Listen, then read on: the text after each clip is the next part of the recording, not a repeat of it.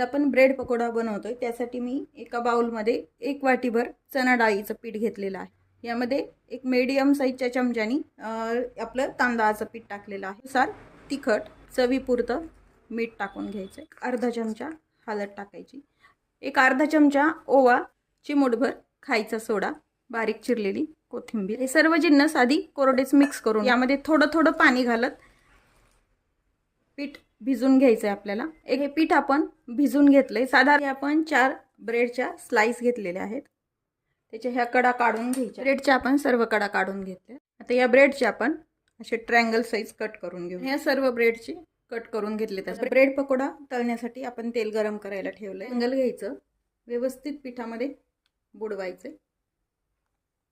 पिठामध्ये बुडून आपण तळायला टाकलंय। एक साइडला एक गॅस मात्र मीडियमच ठेवायचा। मीडियम गॅसमध्ये दोन्ही पकोडे छान तळून झाले तर आपले ब्रेड पकोडे